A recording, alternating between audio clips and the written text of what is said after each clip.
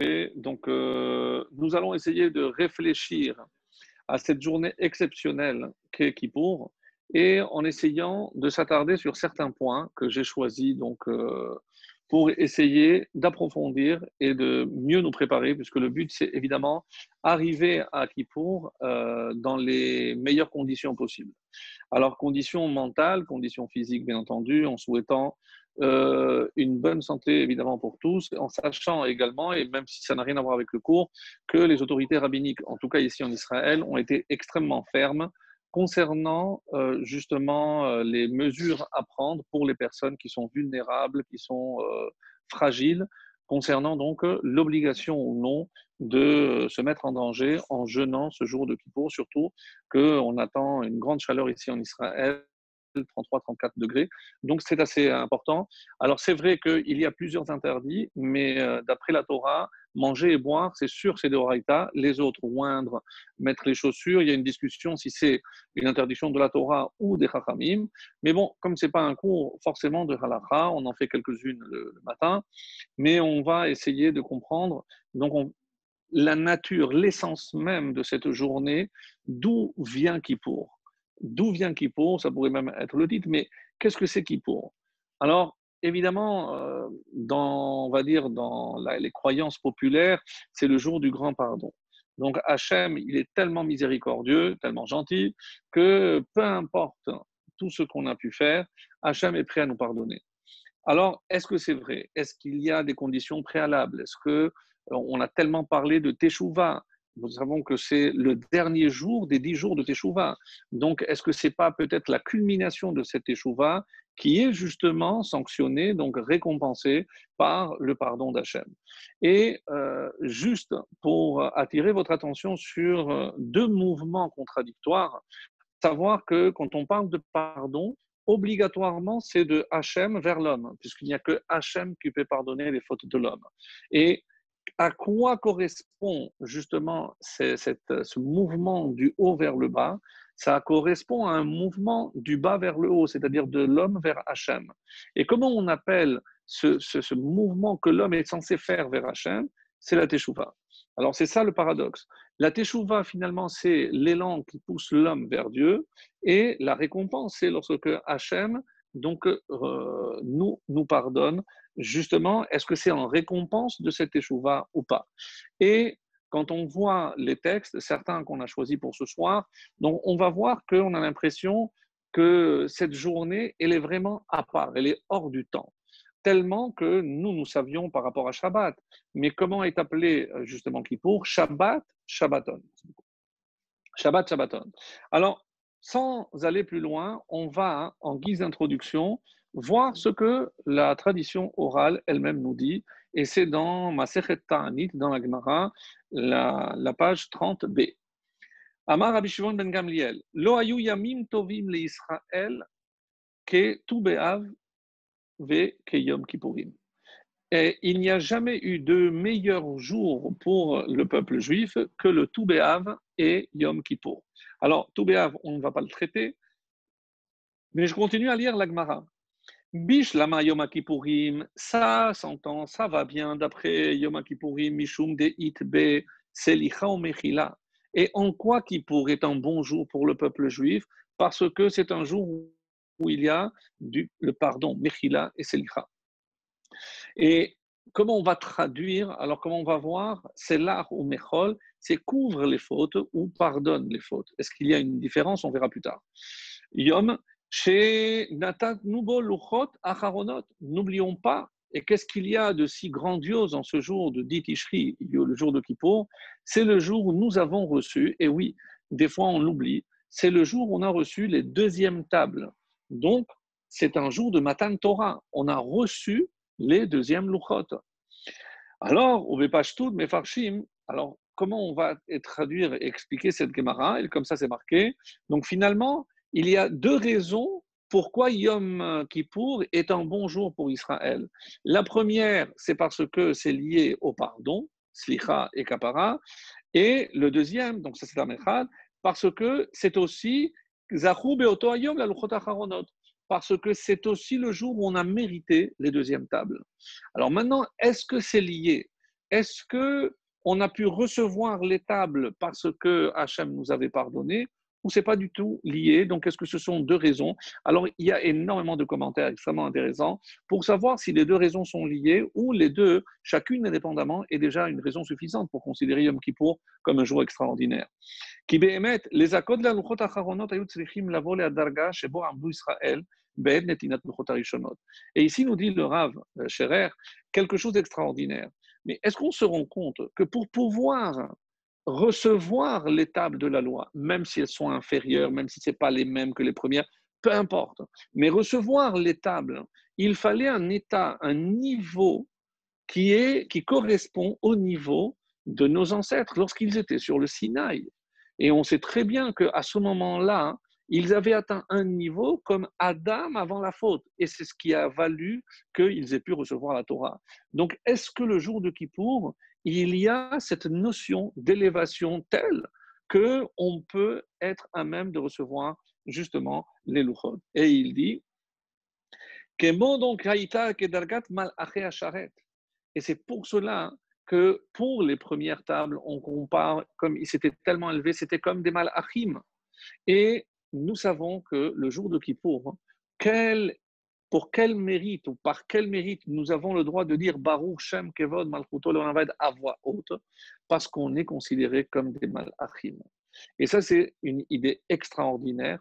Le jour de Kippour, nous, de simples mortels, sommes considérés comme Malaché Acharet, les anges du service, c'est-à-dire le niveau le plus élevé, le plus proche d'Akadosh Baruch Hu. Donc, Moshe Darshou, et c'est comme ça que les Chachamim m'expliquent, Ani Amarti Elohim Atem. Dieu dit, vous êtes comme Dieu. Vous êtes le niveau le plus élevé. Obne Elion Kulechem. Et vous êtes les fils du suprême. Ken ben Israël be'et shebaou lekabel aluchot. Et c'est la même chose. C'est-à-dire à Kippour, il y a eu un niveau, quelque chose d'extraordinaire qui a fait que les Juifs se sont élevés à tel point que nous avons été comparés au Malaché Acharet. Et c'est ce qui a valu que nous avons pu recevoir la Torah. Et c'est ce qui fera dire d'ailleurs à certains commentateurs, dont le Shlach HaKadosh, c'est qu'il dit dans un livre qui s'appelle Tolat Yaakov que Yom HaKippurim ou Yom HaGalut HaMaor HaElyon. C'est le jour de la plus grande révélation de la lumière. Et c'est pour ça que si le jour où va se révéler cette lumière extraordinaire, eh ben, nous, on s'est préparé à la recevoir, vous imaginez, parce que qu'est-ce que c'est que cette lumière? Oraïta, c'est la Torah. Donc, nous avons fait le nécessaire. Alors, est-ce que c'est Hachem qui nous élève? Il faudra attendre la fin du cours. Ou est-ce que c'est nous qui devons faire un effort? Donc, à cette question, je vais y répondre. Enfin, c'est pas moi. C'est un personnage que vous connaissez. Juste, je le cite pour ne pas l'oublier à la fin. Et je ne risque pas de l'oublier parce que c'est incontournable. C'est Rabbi Akiva. Oui, c'est Rabbi Akiva qui va nous donner la réponse à cette question pour comprendre quel est le travail que nous, on doit faire pour être apte à recevoir cette lumière. Mais mes amis, lorsqu'on parle de lumière, quand est-ce que la Torah, pour la première fois, a parlé de lumière? Le premier jour. Le premier jour de la création. Alors, écoutez ce midrash que j'ai découvert, pour moi aussi c'était une première, mais magnifique, dans Bereshit Rabbah, c'est le 3e chapitre. Le jour de la création, le premier jour de la création, Vahi Erev, Vahi Boker, Yom Echad. Alors, on sait très bien pourquoi il n'y a pas marqué Yom Rishon, le premier. La réponse est simple, c'est parce que pour être premier, c'est qu'il y a déjà un deuxième. Donc, comme il n'y avait pas encore d'autres jours, oui, mais Hachem, je sais ce que vous êtes en train de vous demander, mais Hachem, il savait déjà qu'il y aurait d'autres jours. Donc, il aurait pu déjà, justement, en prévision de ces jours qui allaient venir, peut-être considérer déjà le jour 1 comme premier. Donc, c'est qu'il y a évidemment une réponse beaucoup plus profonde. Alors, les cours antérieurs, pour ceux qui s'en rappellent, je sais qu'il y en a qui se rappellent très bien, ceux qui se rappellent, ceux qui s'en souviennent, plutôt, donc on dit que Yom Echad, on ne dit pas jour 1, jour de l'unité. C'est le jour de l'unité. Alors, écoutons ce que ce midrash magnifique nous dit. Yom Echad, Shenatan Lahem HaKadosh Baruch Hu, Yom Echad. Il existe un jour. Yom Echad, c'est un jour particulier, un jour unique. Ve'eze, mais alors c'est quoi ce jour? Yom Echad, le premier jour de la création, c'est quoi ce jour où il y a eu la révélation de la lumière? Ze Yom HaKippurim. Le premier jour de la création, alors évidemment, on ne va pas rentrer maintenant dans la chronologie de la création, etc. Mais on parle en substance, plutôt en essence. L'essence de ce premier jour qui est appelé Yom Echad, c'est Yom HaKippurim. C'est-à-dire qu'il y avait déjà, dès le début de la création, donc un jour particulier, un jour d'une révélation Vayhi Or, où la lumière va se révéler d'une manière tellement intense. Et c'est ce qui fait la particularité de Yom Kippour. Yom Kippour, c'est le jour de la plus grande révélation de lumière qui soit. Alors imaginez qu'on passe à côté. C'est-à-dire, on nous propose quelque chose de tellement grandiose et qu'on passe à côté. Alors, et pour quelle raison on pourrait passer à côté? Est-ce que ça suffit de jeûner? On va voir, on va répondre, évidemment, c'est le but du cours de ce soir. Mais je continue quelques lignes de ce midrash exceptionnel. Et il dit, midrash pershu alashon yom echad, velo yom rishon. C'est la question que nous avons posée. Pourquoi on n'a pas dit yom rishon? Kadosh baruch hu yachid beolamo. Parce qu'il n'y avait que Hachem dans le monde à ce moment-là. Chafet lishkon batartonim. Et il voulait une seule chose. Qu'est-ce qui est marqué? Il voulait une résidence ici-bas. Alors, qu'est-ce que ça veut dire qu'Hachem, il voulait une résidence ici-bas? Il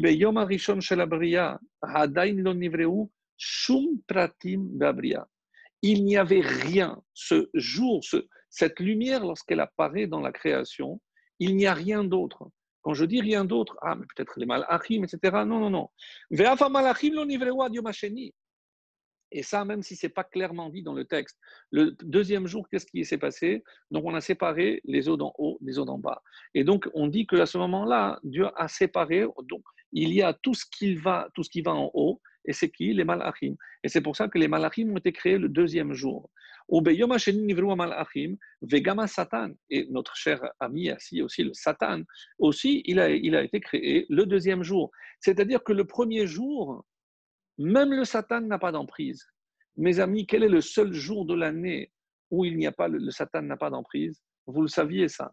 Pourquoi? Parce qu'un Satan, c'est 364. Satan peut travailler 364 jours sur 365. Mais il y a un jour où il n'a aucune emprise. C'est le jour de Kippour. Et comment c'est possible? Vous avez l'explication ce soir, une explication merveilleuse, vraiment du miel pour commencer cette année. Parce que comme c'est une référence au premier jour, et que le premier jour, il n'y avait rien d'autre de créé à part la lumière divine, et c'est ça ce qu'on appelle Echad, cette unité parfaite, donc personne ne pouvait entraver cette lumière qui devait inonder le monde. Sincèrement, ça, j'ai découvert ça, j'étais en extase, c'est tellement beau. Baruch Hashem. Le deuxième jour, où il y a déjà la création du Satan, donc ces anges à qui Dieu a donné la possibilité de faire du mal. Parce que évidemment, c'est un ange comme un autre. Sauf que lui, il a peut-être une mission un peu plus ingrate, on va dire. Mais c'est un malhar, c'est-à-dire missionné par Hachem. Mais n'allez surtout pas imaginer que c'est une entité en elle-même. C'est évidemment envoyé par Hachem. Pour Moshe Amrou Chazal, Lama Nikra Shemen Kshafim, Shemarshishim Pamalia Shelmala, Ukshaita Habria Adain Be'ardut. Lorsque la création était encore dans son unité parfaite, premier jour, Shadain Lo Nivru Kochot Hara. Donc ça n'existe pas les forces potentielles même du mal. Vaya Nikar Le'en Kol Sheakadosh Baruch Hu Manhi Gabriel. Là, il n'y avait aucun doute, il n'y avait que la lumière divine, il n'y avait qu'Akadosh Baruch Hu. Il n'y a que lui qui peut, évidemment, diriger le monde. Avec les forces du mal, et écoutez ce qu'il est en train de dire, c'est que le fait que l'homme, avec son intelligence, puisse aboutir à une conclusion tellement éloignée de la réalité, à savoir qu'il n'y a personne là-haut. Le trône, il n'y a personne, c'est vide, évidemment. Un trône ne peut pas être vide. Donc, qui vais-je mettre?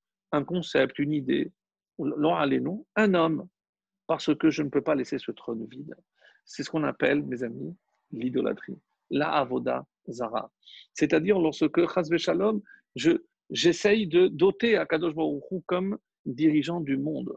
Vous comprenez aussi pourquoi Rosh Hashanah précède. Parce que comment je vais arriver à cette journée de l'unité si je n'ai pas proclamé déjà, j'ai déjà mis Hachem sur le trône. Quand? À Rosh Hashanah. Donc Rosh Hashanah, je place Hachem sur le trône et maintenant je peux venir maintenant demander son pardon humblement. Et c'est ce qu'il termine en disant Vakadosh Baruch Hu mechayet kulam. Parce que comme il est à l'origine de tout, c'est Akadosh Baruch Hu qui donne cette possibilité d'existence à toute la création.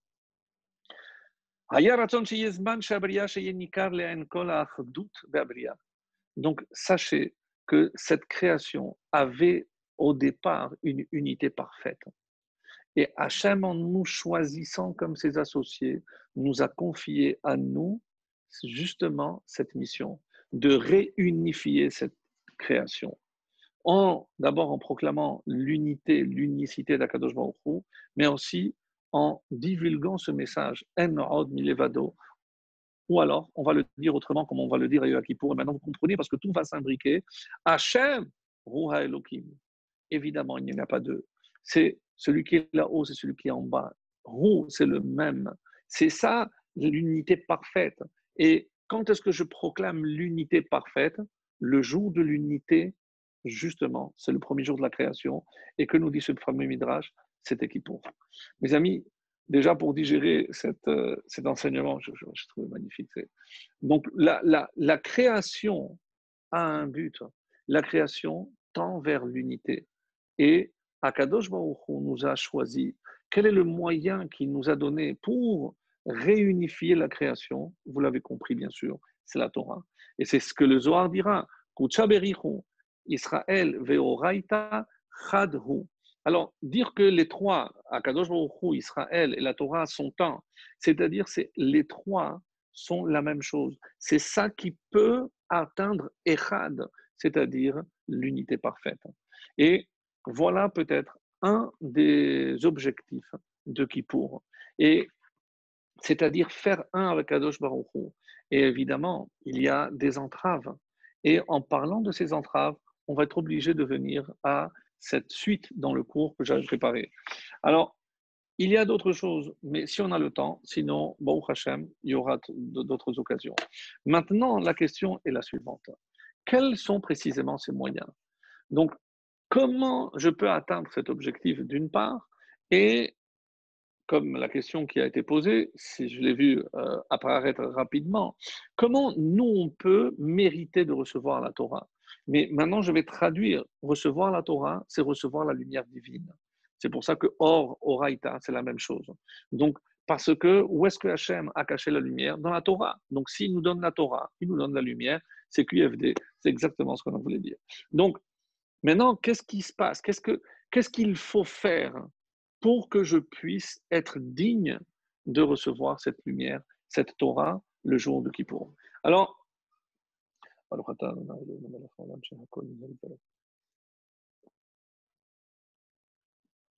donc, pour la suite, on va avoir besoin d'autres textes. Alors, parmi ces fameux textes, donc, je vais aller directement à la liturgie. Donc, quand je parle de la liturgie, c'est ce qui est écrit. Et par rapport donc à... Ça, c'est pour après. Par rapport donc à la liturgie, donc on va essayer de comprendre comment les Chachamim ont vu cette journée. Parce que vous imaginez qu'un Sheken Sitagedola, pour les citer, ceux qui ont structuré toute la prière en général, donc vont mettre l'accent sur qu'est-ce qu'il faut faire à Kippour. Et si je demande à n'importe qui, quelle est la partie principale de la prière à Kippour, il y a une et une seule chose, c'est le vidouille. Le vidouille, c'est un terme qu'on n'aime pas trop, c'est évidemment la confession, mais on doit, et à 5 reprises on va le faire, on doit avouer nos fautes. Alors pour quelle raison c'est la partie principale? Mais ma question ne va pas porter tellement sur ça, ma question va porter sur le début. Pourquoi? Parce que lorsqu'on regarde les textes, alors ce début de Kippour n'a pas toujours été comme ça l'est aujourd'hui. Alors pour nous les séfarades, on va commencer par un piyut extrêmement beau qui s'appelle Lecha Eli Teshukati. Alors c'est évidemment très entraînant avec un air. Et puis, lorsqu'on regarde, j'invite toujours pour voir, parce que c'est très, très poétique, c'est très, très beau. C'est vrai que c'est un peu long, mais c'est très, très, tellement beau que c'est sous forme poétique. Et pour lire juste le début, Lecha Eli Teshukati, à toi, ô mon Dieu, Teshukati, mon désir, à toi, Cheshki Ve'ahavati, ma passion, mon amour, Lecha Libi Vechiliotai, à toi, Libi, mon cœur, Vechiliotai, mes reins, Lecha Ruchi, à toi, mon esprit, Venishmati et mon âme. C'est-à-dire, je me donne entièrement à toi, tout, corps et âme, puisqu'il est question ici du cœur, donc le corps, et il y a aussi Ruchi Nishmati. Et c'est assez curieux, parce que si on regarde la suite, et pourquoi tellement de détails? Alors on pourrait essayer de voir pourquoi, mais après on dit Lecha Yadai, Lecha Raglai. À toi sont mes mains, sont mes pieds, ma structure, ma personne, mon sang, ma peau. C'est curieux, mais qu'est-ce qui se cache derrière? Pourquoi on passe en revue toute la morphologie de l'homme, intérieur et extérieur? Ça, c'est la première question. Mais celle qui va nous occuper un peu plus longtemps, c'est le fameux Kol Nidré, bien entendu. Qui n'a pas, évidemment, même en tant que souvenir d'enfance et autres, ces airs. Alors, chez les Ashkénazim, n'en parlons pas, c'est tellement plus important qu'écouter le chauffard à Rosh Hashanah. Kol Nidré est au-dessus de tout, c'est dans le hit parade. Donc, même aujourd'hui, dans le mouvement libéral et autres, pour eux, s'ils n'ont pas écouté Kol Nidré, c'est qu'ils n'ont pas, ils n'ont pas fait Kippour. Est-ce qu'ils mangent, est-ce qu'ils ne mangent pas, est-ce qu'ils respectent? Mais Kol Nidré a on va dire une tonalité extrêmement particulière. Mais qu'est-ce que ça contient? Pourquoi est-ce que ça a toujours été ainsi? Alors, évidemment, je ne vous rapporte pas toutes les sources, mais ça n'a pas toujours été ainsi. Et c'est assez étonnant. Pourquoi? Parce que, et je vais d'ailleurs vous lire le texte, parce que le texte interpelle. C'est quoi? C'est en quelque sorte une annulation de vœux. Mais je ne comprends pas. Mais on l'a déjà fait le matin, on l'a déjà fait à Rosh Hashanah. Donc, pour quelle raison Kol Nidré a pris une telle place dans la liturgie?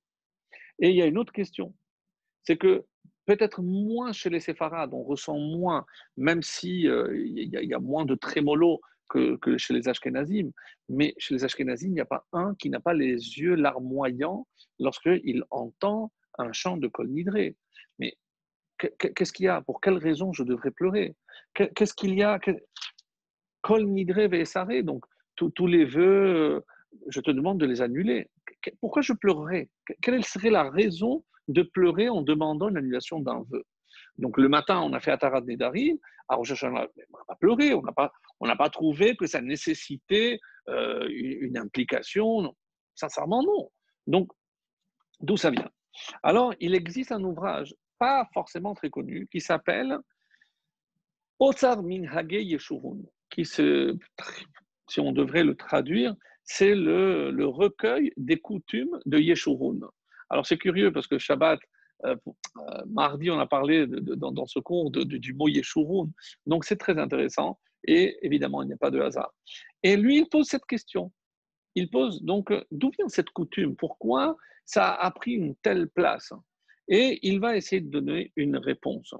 Une réponse assez intéressante. Mais avant de donner sa réponse, pour garder un peu le suspense, parce qu'il y en aura plusieurs, il y a la réponse que le Otsar Minhagi Yeshurun va nous donner, il y a la réponse du Zohar, oui, le Zohar a aussi une réponse, et il y a la réponse du Baal HaTanya, le Admon Razaken, le Rabbi Shneur Zalman de Liadi, celui qui a écrit le Baal HaTanya, qui donne aussi une réponse extraordinaire, très sincèrement. Et bon, tout le monde connaît ma faiblesse pour la chassidoute, mais il y a une sensibilité, mais quoi, plus que le Zohar, moins que le Zohar. Après, évidemment, c'est une question de sensibilité, mais Elou va Elou divrei Elohim Chayim. Évidemment, c'est les différents prismes, mais d'une même pièce. Donc, c'est comme ça qu'on va essayer de comprendre ce qui se cache.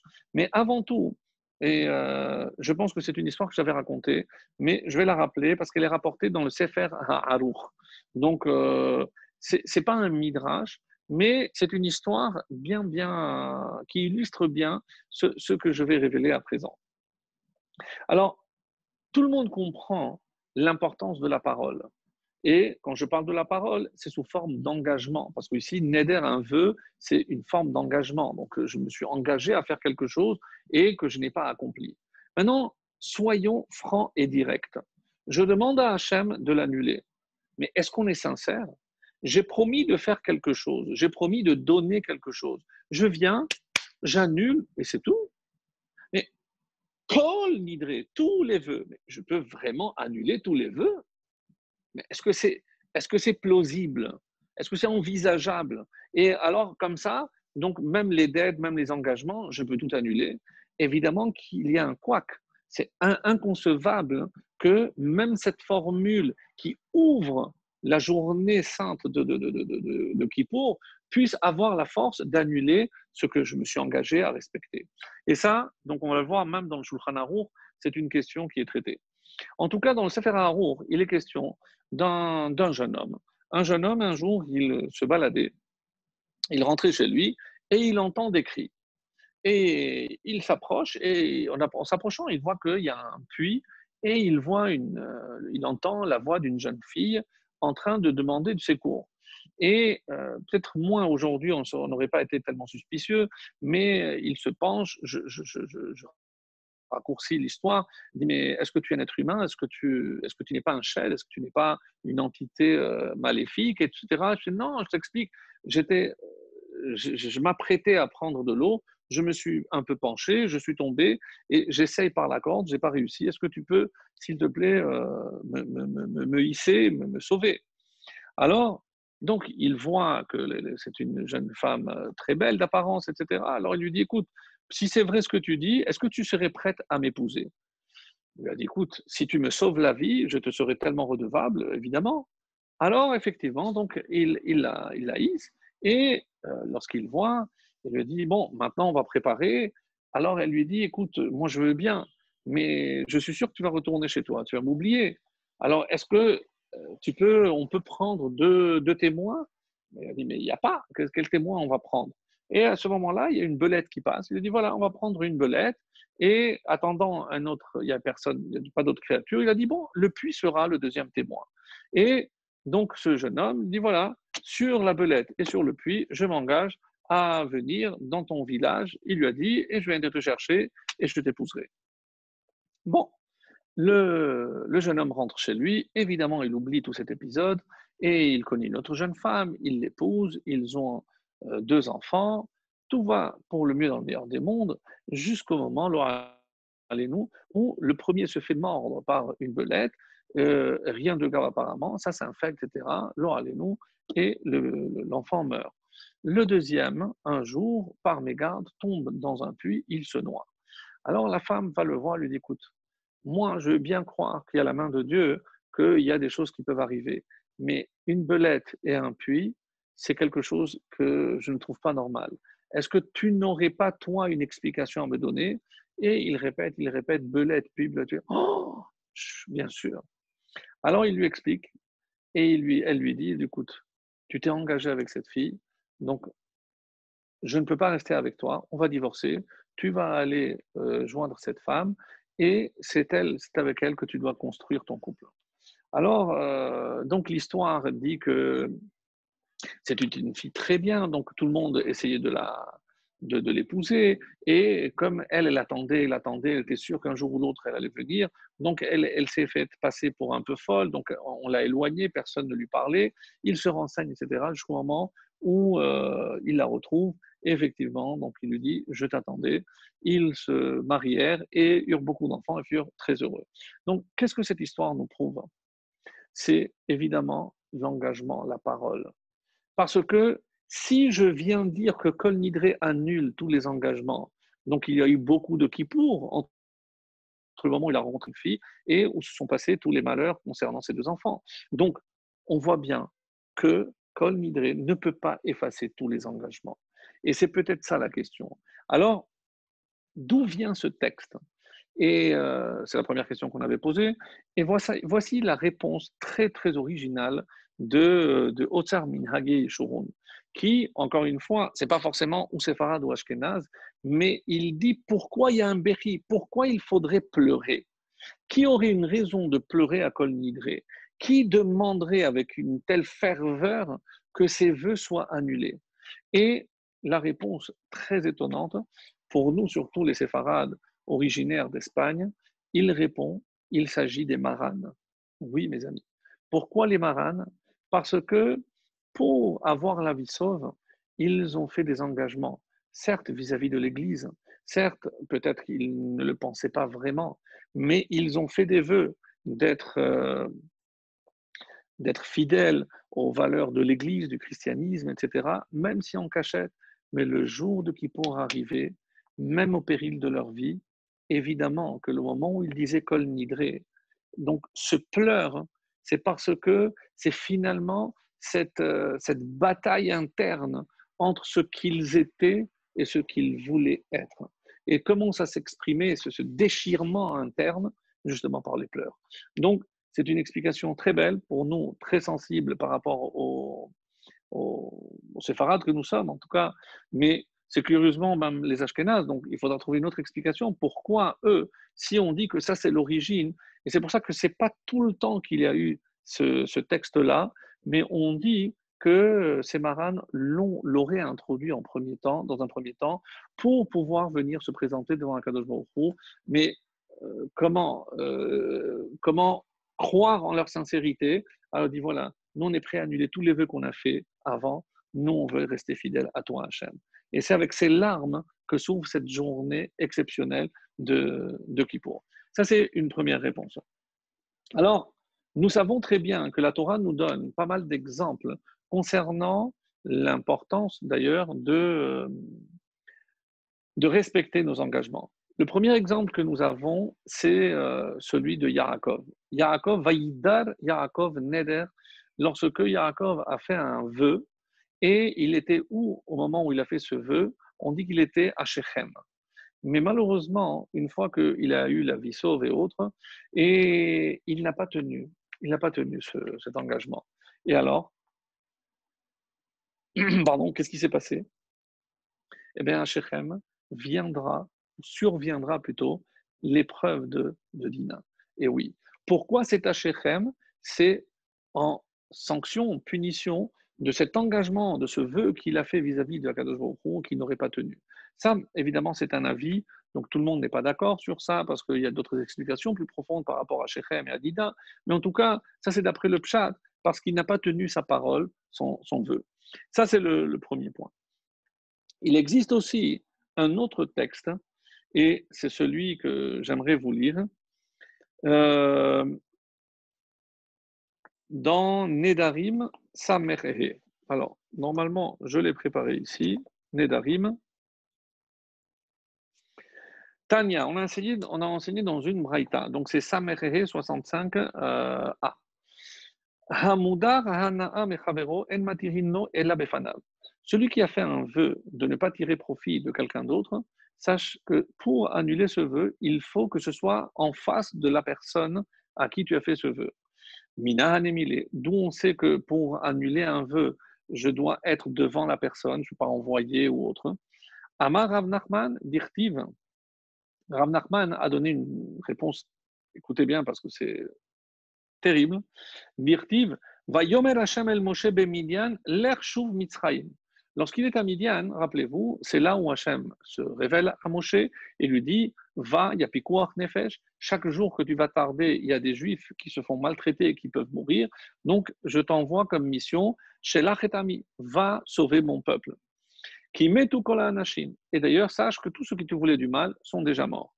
Amarlo bemidian nadarta. L'air vehater nidrecha Midian. Attention. Mais pourquoi il lui a dit à Midian, passe d'abord par Midian? Qui avait à Midian? Yitro. Et d'abord, tu dois aller en Midian pour enlever, pour annuler ton vœu. Et d'où je sais qu'il avait fait un vœu à Midian, dirtiv vayoel Moshe. Et on dit comme un en Allah et la chevoa. qu'est-ce que Moshe a fait? Il a prêté serment. Il a prêté serment à Yitro. Alors, Rashi va nous expliquer, mais de quoi s'agit-il? Et tous les commentateurs vont s'arrêter sur ce point. D'abord, quel vœu Moshe avait fait à Yitro? Alors, on peut imaginer, donc, Tzipora arrive tout excité, il y a un Égyptien, en tout cas il avait l'apparence, un Égyptien qui m'a sauvé, ah bon, alors on fait le rentrer, il lui dit non, je suis un Hébreu, et voilà, j'aimerais épouser votre fille. Mais évidemment, imaginez, mettez-vous à la place de, de Yitro. Il a dit, mais tu es un Égyptien, tu viens d'Égypte, qui me dit que tu vas retourner un jour en Égypte? Donc, alors il lui a fait un serment de ne plus retourner en Égypte. Vous écoutez bien. Donc, il lui a juré qu'il ne retournerait plus en Égypte. Alors maintenant que Hachem il lui dit, il lui donne l'ordre, va en Égypte, alors évidemment, comment il va quelque part contredire ou aller contre le vœu qu'il avait fait. Qu'est-ce que Dieu lui dit? Lui dit, va d'abord à Midian, va d'abord chez Yitro, chez qui tu as fait le vœu de ne plus retourner en Égypte. Si lui t'autorise de retourner en Égypte, tu pourras aller. Et sinon, le peuple juif ne serait pas sorti. Je ne comprends pas. Oui, mes amis, on ne mesure pas la portée d'un engagement, d'un vœu, tout simplement d'une parole. Et à ce titre, on avait déjà vu cette notion, mais je le rappelle très rapidement. Donc, rappelez-vous ce que Unkelos, lorsque Dieu a insufflé un souffle de vie et on est devenu un être vivant, à quel moment, c'est au moment où, comme Unkelos le dira, Ruach Memalela, on est devenu un être parlant. C'est quoi un être parlant? C'est tant qu'on parle, on est vivant. Et rappelez-vous un épisode aussi très curieux, puisque on l'a lu il y a pas si longtemps, c'est le livre de Iov. Quand le Satan, et Dieu donne l'autorisation au Satan de l'éprouver, mais pas sur son corps. Alors, on s'étonne lorsque on le voit parler avec ses conseillers, avec ses amis, il leur demande conseil, etc. Alors, tous les commentateurs posent la question, mais je ne comprends pas, mais ça ne fait pas partie de l'épreuve de la solitude. Il a dit non, parce que s'il n'avait personne à qui parler, c'est comme le tuer. C'est énorme, c'est véritablement grandiose, parce que ôter la possibilité de communiquer à un homme, c'est comme s'il était mort. Donc la vie passe par la parole. Et c'est ça ce que Iov nous apprend, c'est ça ce que cet exemple ici extraordinaire nous enseigne. À tel point que le Shulchan Aruch dans Yoreh De'ah tranchera comme la halacha, donc un homme qui ne s'empresse pas de donner, de faire un neder, qui ne dise pas, et sous quelle forme conditionnelle. Si mon fils est sauvé de cette opération, je m'engage à. Non, non, non, ne prononce jamais ces paroles-là. Il y avait un commerçant qui était vraiment un vieux de la vieille. Et un jour, lorsqu'il avait vu un jeune qui se lançait, je lui ai dit, écoute, je vais te donner deux conseils. Le premier, c'est que tu dois toujours tenir ta parole. Toujours. Alors, il dit, la deuxième, je fais, ne donne jamais ta parole. Parce que le risque est énorme de pouvoir tenir ta parole. Autrement dit, on comprend ici que ce que la Torah veut nous faire comprendre. Donc, et même le Shulchan Aruch ira jusqu'à dire que l'oïdor Adam, donc un homme, il ne doit jamais s'empresser de faire un neder.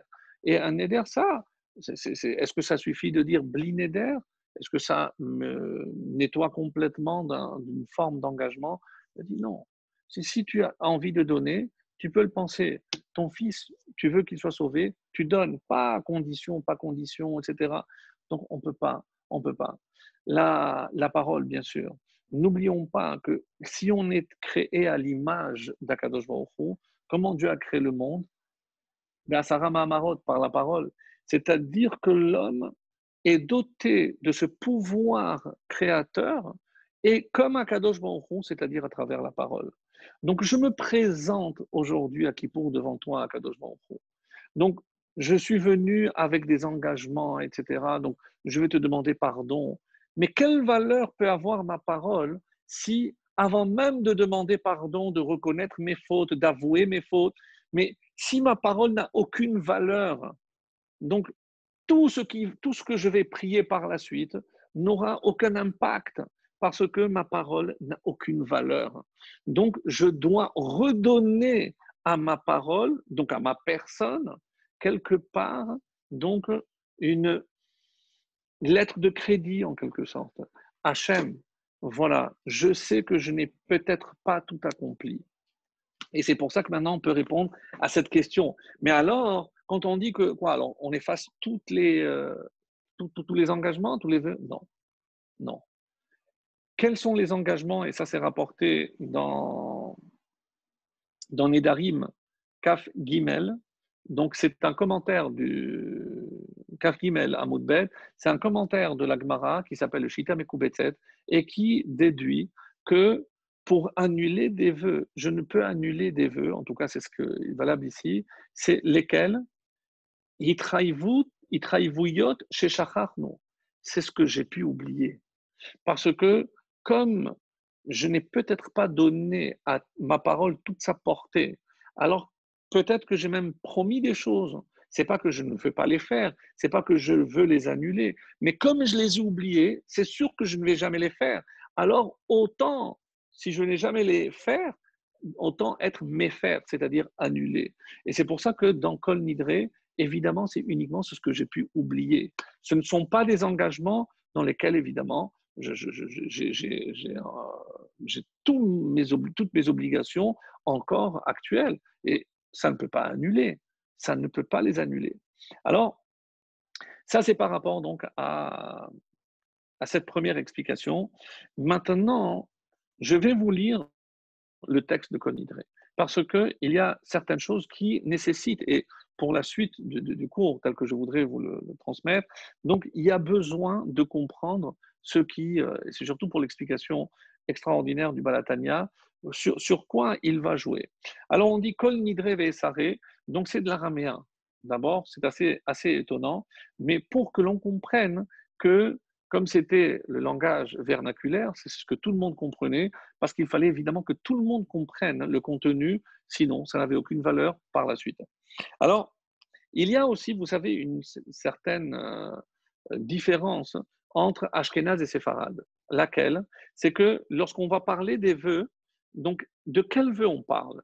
Ceux de l'année écoulée jusqu'à maintenant, ceux de maintenant jusqu'à l'année prochaine. Alors, il y a une différence notoire entre Ashkénaz et Séfarade. Donc, pourquoi? Parce que Ashkénaz, ils suivent le Rama, et le Rama, qui il suit? Rabbeinu Tam, donc le petit-fils de Rashi, c'est lui qui a fixé que l'Eshana Haba'a, c'est-à-dire que je dois, et c'est comme on dit, Miyom Kippurim Azeh, Ahad Yom Kippurim, Sheyavo Lino Shalom. Donc, j'annule tout ce que je vais m'engager, que je risque de ne pas faire, à partir de ce Kippour et jusqu'au Kippour prochain. Donc, pour l'instant, je ne sais pas ce que je vais faire ou je ne vais pas faire. Je vais faire plus attention ou pas. Mais la question, rappelez-vous, la question de Otar min Hagei Yeshurun revient avec plus de force. Mais attends, je comprends encore moins. Si je suis en train d'annuler les éventuels vœux que je vais faire pour l'année à venir, donc je pleure pourquoi alors? Quelle serait ma raison de pleurer? C'est pas que je suis conscient que j'ai beaucoup omis, j'ai fait énormément de négligence sur ma parole, alors je suis vraiment contrit, là je pleure de peine, etc. Mais je ne comprends pas. Mais pourquoi je devrais pleurer pour les vœux que je n'ai pas encore faits ou encore moins réalisés? Mais je ne les ai pas faits. Donc, d'après les Ashkénazes, qui eux sont beaucoup plus sensibles à ce chant de Kol Nidré, c'est encore plus incompréhensible. Pour les séfarades, il y a les deux. Et c'est pour ça que vous verrez dans certains livres, entre parenthèses, qu'est-ce qui est dit? Miyom Kippurim she'avar ad Yom Kippurim hazeh. Donc là, c'est pour le passé. Ça, c'est tous les séfarades le disent. Et certains séfarades, et ça apparaît entre parenthèses, ou Miyom Kippurim hazeh, comme les Ashkénazes. Donc, pour les séfarades, c'est le passé et le futur. Pour les Ashkénazes, c'est que le futur. Alors, de qui s'agit-il? Et c'est pour ça que le Zohar a ici une réponse époustouflante. On ne parle pas de nos vœux. Attendez. Kol et Saré, tous les vœux. Alors, bon, oui, mais on va dire que nous avons prononcé Mais alors, c'est qui si ce n'est pas moi qui fais ces vœux? Le Zohar nous dit ici d'une façon extrêmement profonde, mais de quel vœu? Pourquoi on devrait pleurer? Parce que n'oublions pas qu'à Rosh Hashanah, déjà, Kadosh Baruch Hu, il s'est déjà engagé. Il a inscrit certains dans ce livre, d'autres, lo alenu, dans les autres livres, ceux qui sont entre deux, le livre gris, ni noir ni blanc. Donc eux, ils sont encore entre deux. Mais quel vœu on demande à Hachem d'annuler? Les siens, pas les nôtres. Et c'est ça ce que le Zohar ici révèle, quelque chose de tellement beau. Parce que, pourquoi on pleure? Parce que Hachem, on sait que toi, tu tiens parole. C'est pas comme nous. Si toi, tu as fait des engagements, mais rappelle-toi aussi que tu t'es engagé à nous sauver, à nous envoyer le Mashiach, à nous à améliorer notre vie, notre année. Donc, si jamais à Rosh Hashanah, tu as, c'est vrai, si à Rosh Hashanah, tu as pris déjà des engagements parce que tu as dit, voici, cela, c'est fini, alors on te demande d'annuler. Donc, et maintenant, sur cette base, on te demande, et pourquoi je devrais, moi, annuler mes vœux? Parce qu'on vient te demander pardon. On vient s'excuser devant toi. On vient reconnaître nos erreurs. Donc, au moins, si nous, on fait ce pas vers toi, fais-toi ce pas vers nous. Annule tes vœux pour que cette année, eh ben, ne connaisse que des bénédictions et que des bonnes choses. Donc, tous ces mauvais décrets que tu aurais pu instaurer sur le monde, annule-les. Donc, est-ce que l'année dernière, on n'a peut-être pas compris ce message? On n'a pas assez prié pour qu'Hachem annule tous les mauvais décrets qui sévissent encore? Alors, on peut se rattraper. On peut se rattraper si on a compris l'essence même de ce col nidré, où, d'après le Zohar, on demande à Akadosh Baruch Hu d'annuler ses engagements à lui, ses serments. Et maintenant, avant d'entamer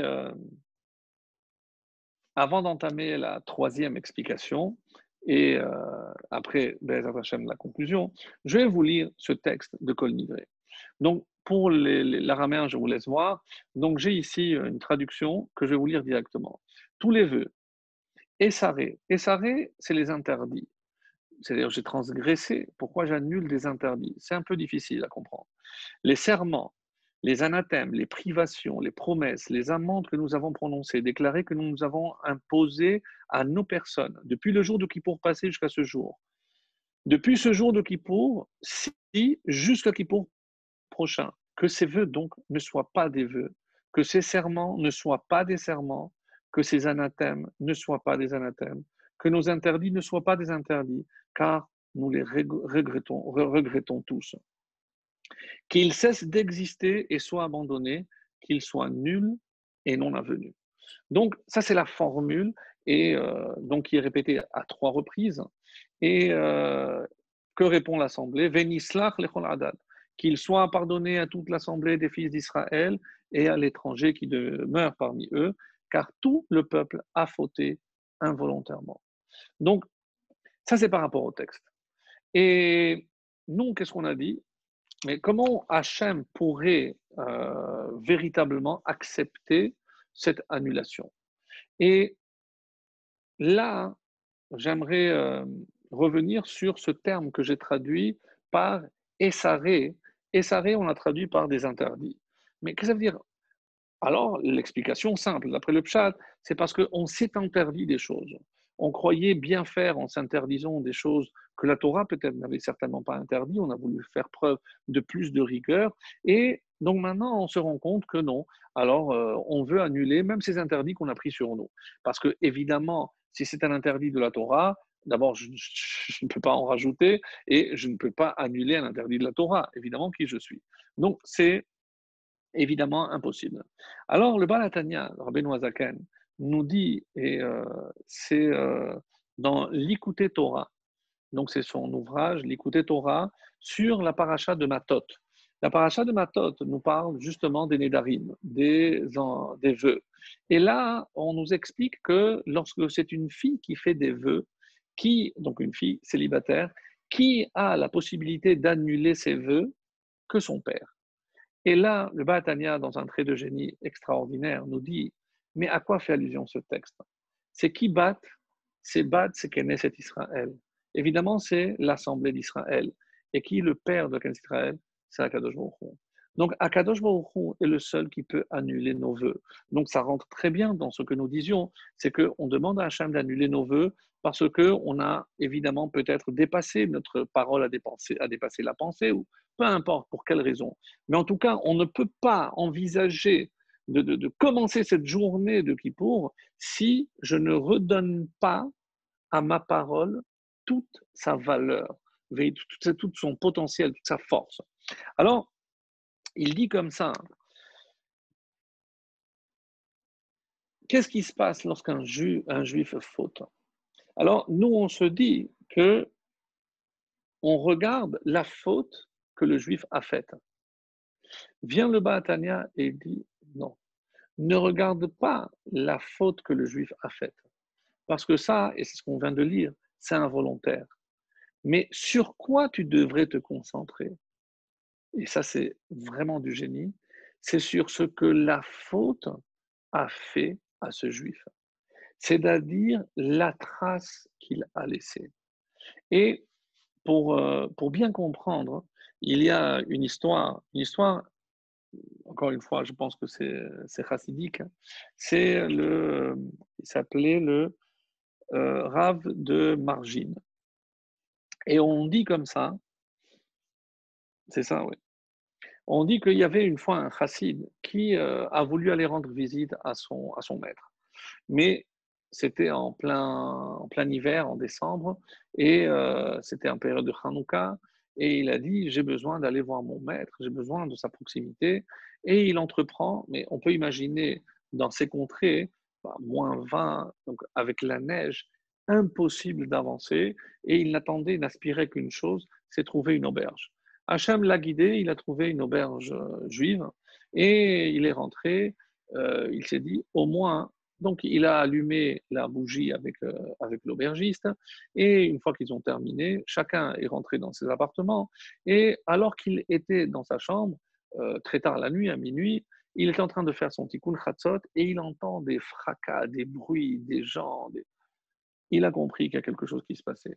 Alors, à l'époque, c'était malheureusement très courant, c'était des brigands qui ne se contentaient pas simplement d'attaquer les passants, mais ils rentraient comme ça dans des auberges et ils pillaient tous. Ils les ont tous jetés dans un coin, ils les ont attachés et ils ramassaient tout ce qu'ils pouvaient ramasser. Et le chef monte et lorsque il entend les bottes arriver, il commence à faire le schéma. Il a dit, mon heure est arrivée. Bon, si Hachem a décidé. Et le chef des brigands ouvre la porte et il le regarde. Lui aussi le regarde. Shmoulik, ce chef de brigands était un juif.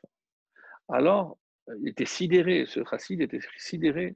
Il a dit, mais c'est toi? Quoi, toi, Yitzhak? Oui, c'est moi. Ils se jettent les bras dans l'un dans l'autre. Ils étaient dans la yeshiva ensemble.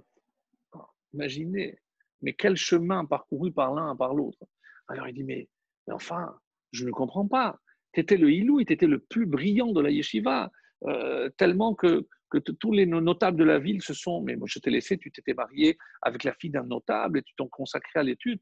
Mais raconte-moi, qu'est-ce qui s'est passé? Il lui a dit, je vais te raconter. J'étais effectivement, je m'occupais d'étudier et ma femme qui aidait son père dans le commerce, etc. Et petit à petit, donc la femme, elle faisait. Après, mon beau-père était déjà fatigué, donc c'est elle qui gérait tout. Et des fois, il y a des gens qui venaient, donc elle faisait du troc, du commerce. Et il y a souvent un groupe de 3 4 personnes qui venaient et ils avaient un différend. Donc ma femme est montée, elle lui a dit, écoute, je ne m'en sors pas avec ces gens-là. Toi, tu as la Gemara, ils n'arrivent pas à partager, je ne comprends pas. Est-ce que tu peux leur donner un coup de main? Alors bon, il ferme sa Gemara, il va, ils exposent le cas, il a dit, toi un truc, toi 20%, là, tout ce qu'il a étudié avec la Gemara, il trouve une bonne application, et il dit, voilà, tu vas prendre comme ça, ils se regardent tous, bon, la vérité, c'est que c'est fondé ce qu'il a dit, ils font exactement. Et puis, la semaine d'après, la même chose, et sa femme le fait descendre, mais après, ils sont venus plus fréquemment. Et il a commencé à comprendre qu'il y avait quelque chose de louche, parce que ce n'étaient pas des commerçants. Comment se faisait-il que chaque fois ils venaient avec des objets de valeur il a compris évidemment que c'était des truands. Et petit à petit, il s'est dit, bon, moi, je ne fais que répartir, je ne suis pas un truand, je ne suis pas comme eux, et voilà. Mais il venait plus fréquemment, il le sollicitait plus fréquemment, et un jour, ils sont venus, il lui a dit, écoute, vite, vite, on a besoin de quelqu'un, il y a un hold-up qui a mal tourné. Alors, il prend une massue, un marteau, et il va les aider. Il y a quelqu'un qui s'apprêtait, donc il a tapé sur la tête et il a signé son changement de vie. Donc, il est passé à faire partie de cette troupe. Avec son intelligence, il est devenu le chef et il lui a dit, écoute, voilà, maintenant, regarde où j'en suis. Maintenant, je suis le chef de ces brigands. Alors, évidemment, qu'est-ce qu'on apprend de là comment on peut arriver là? Eh bien, vous savez, c'est le Yetzer Hara. Vous avez dit, est-ce que vous pensez que c'était l'appât du gain? Non. Mais comment le Yetzer Hara va détourner petit à petit? Et qu'est-ce qui va se passer? C'est que même si à ses yeux, il n'avait pas fait une transgression, mais au fond de lui, il savait. Donc chaque acte, chaque fois qu'il prenait part à cette répartition, chaque fois qu'il faisait, ça laissait une trace. Donc, et cette trace allait en augmentant. Donc jusqu'à que ce n'était plus une trace et c'est devenu la faute elle-même, l'action elle-même. Ceci pour nous dire qu'il n'y a pas un acte, surtout mauvais, qu'un juif réalise qui ne laisse pas une trace. Donc quelque part, c'est comme si c'était une attache. Et je reviens maintenant à cette explication merveilleuse du Batania. Lui, qu'est-ce qu'il dit? Assouré, c'est comme Assir. Assir, c'est un prisonnier. Mais Assirim, ou comme Azikim aujourd'hui, c'est des menottes. C'est quelque part, chaque acte que j'ai fait a laissé, en hébreu, on dit un rochem. Donc, la faute, peut-être, elle peut être pardonnée. Donc, Hachem me pardonne la faute. Mais comment je vais faire avec cette trace indélébile que la faute a laissée en moi? Et c'est, rappelez-vous, c'est pour ça que le Baltania, comment il a dit, ne regarde pas la faute qu'il a faite, mais regarde ce que la faute a fait de lui. Parce que chaque faute laisse une trace. Et ça, mes amis, c'est ce trait de génie. Alors, maintenant, ici, quand on dit à Hachem d'effacer, de pardonner, de quoi il s'agit, et on comprend, même si je reconnais mes fautes, même si, mais il y aura toujours une trace pour qu'elle soit, elle risque d'être indélébile. Qu'est-ce que je te demande, Hachem? De l'effacer. Donc, on comprend pourquoi la place de Kol Nidré et pourquoi je le dis avec pleurs, parce que je le dis avec peine, parce que je ne m'étais pas rendu compte que moi, pour moi, c'était une vétille, c'était un petit détail, c'était pas une grande chose ce que j'ai fait.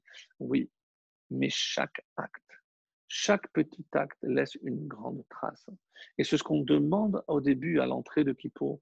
Hachem, je suis prêt, je te demande, parce que si tu me laisses cette trace, je ne pourrai pas envisager un pardon, parce que même à mes yeux, je suis impardonnable. Donc, c'est ce que le Bahatania nous dit. Ouais, je suis d'accord. C'est d'une finesse. J'espère véritablement avoir pu traduire véritablement l'enseignement du Baratania.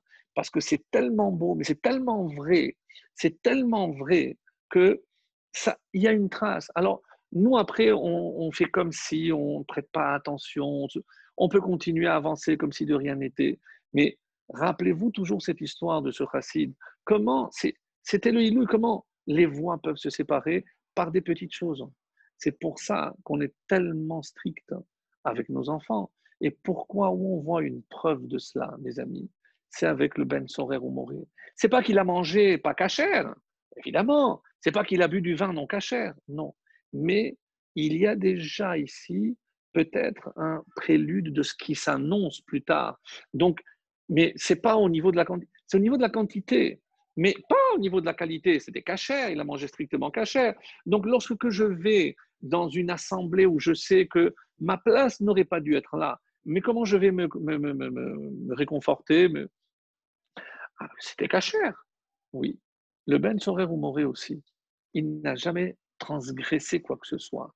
mais c'est dans l'esprit. Et si ça n'a jamais existé, alors pourquoi la Torah accorde-t-elle une telle importance pour que l'on comprenne que même ce qui nous paraît à nos yeux comme anodin, comme pas grave, ben ça laisse une trace. Et cet enfant, parce qu'il l'a fait souvent, cette trace est tellement forte que la Torah nous dit, il faut le tuer. Ah, ça a existé, ça n'a pas existé, peu importe. Mais c'est sur le fond, sur le fond. Et avant d'attaquer la conclusion, je ne sais pas, je n'ai pas apporté le texte parce que ce serait trop long et que je voulais vraiment arriver à ma conclusion. C'est l'histoire qui est rapportée dans Bava Metzia. Pour les curieux, allez voir dans les détails. Pédalet 84a. C'est une histoire que vous connaissez, c'est pour ça que je ne la lis pas. C'est Rabbi Yochanan et avec Resh Lakish. Et en parlant de truands, donc, ça m'est venu, donc j'ai association d'idées. Donc tout le monde savait que Resh Lakish était le chef des truands et Rabbi Yochanan était tellement beau. Alors il lui avait dit, ta beauté, c'est pour les femmes. Et il lui a dit, c'est dommage que tu ne mettes pas cette force que tu as, parce qu'on dit qu'il avait sauté, cette force pour la Torah. Il m'a dit, c'est curieux, personne ne m'a jamais dit ça. Je dis, je te le dis, je ne vais même plus. Toi, tu as été attiré, j'ai ma sœur, etc. Donc, tout le monde connaît la suite. Et jusqu'à un moment, et sincèrement, je m'étais toujours, ça m'a toujours posé un vrai, véritable problème, la fin de cette histoire. Parce que c'est tellement idyllique, on a tellement, on va dire, mystifié, excusez-moi le terme, mais la relation entre le chef des truands qui deviendra son bar plukta, pas que Chavruta, pas ils étudient ensemble, mais ils étaient toujours en contradiction. Tellement que lorsque, rappelez-vous, Resh Lakish va mourir, eh ben, on va lui apporter Rabbi Eliezer ben Pedat, qui était le Ilouï. Et tellement il était triste, Rabbi Yochanan, je dis, chaque fois que je te dis, tu m'apportes 24 preuves.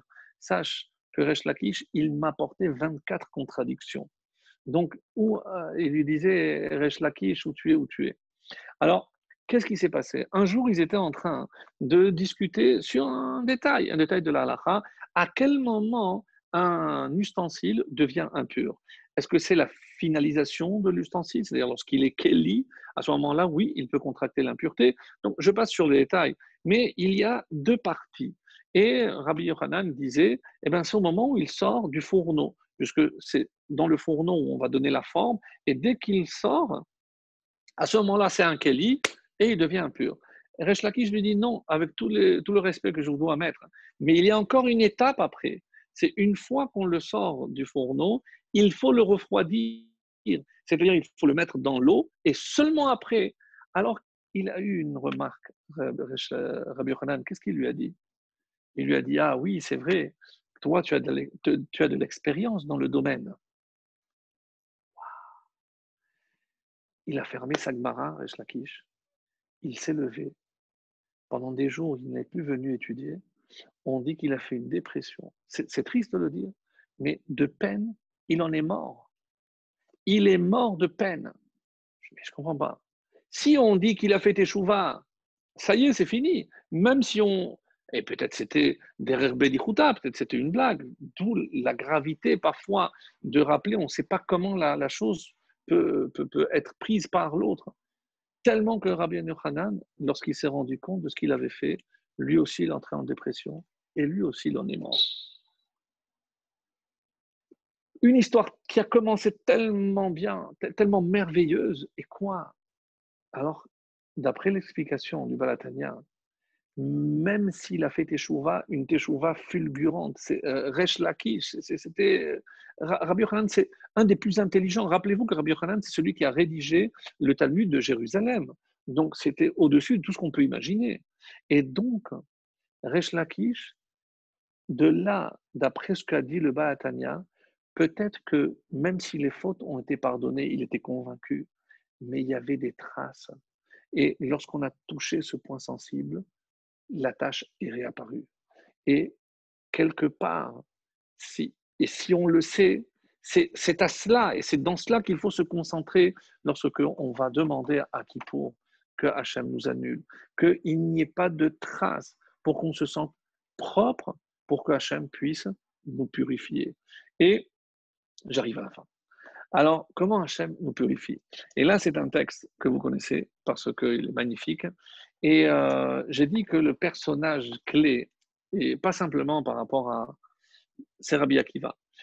Chez les Ashkenazim, avant Kol Nidre, ils disent le pasuk Or zarun ala tzaddik ou lishrelev simcha. Et les lettres finales de ce verset donnent Rabbi Akiva. Alors pourquoi? Parce que, d'après la tradition, Rabbi Akiva a été supplicié et est mort le jour de Kippour. Mais c'est clair, pourquoi? Avec quel mot il est mort? Echad. Et quel est le jour Echad? C'est Kippour. Et qui a fait cette unité? Le plus grand des plus grands, Rabbi Akiva. Donc, c'est là où son âme s'est réunie avec Akadosh Baruch Hu dans une fusion magnifique. Et s'il devait mourir, il ne pouvait mourir que ce jour unique qui était Yom Kippour. Donc, ça, c'était par rapport à Rabbi Akiva. Et le texte du Talmud qui nous parle de Kippour s'appelle Yoma. Donc Yoma est la fin de Yoma. Si je prends la dernière Mishnah de Yoma, qu'est-ce que je vais trouver? Un enseignement de qui? Je vous laisse deviner. Oui, Rabbi Akiva. Amar Rabbi Akiva, c'est la fin, c'est la dernière Mishnah. Et c'est un texte que vous avez déjà certainement entendu parce qu'il est tellement beau et il résume en quelque sorte, en quelques mots, tout ce qu'on a dit ce soir. Amar Rabbi Akiva, Ashrechem Israël. Rabbi Akiva a affirmé, heureux êtes-vous, Israël. Lifnemi atem mitaharin. Devant qui vous purifiez-vous? Mi metaher etchem. Qui vous purifie? Avichem sheba shamayim. C'est votre Père qui est dans les cieux. Et dont on le sait, chez Nehemar, parce que c'est rapporté, et c'est dans le verset de Yecheskel, au chapitre 36, le verset 25.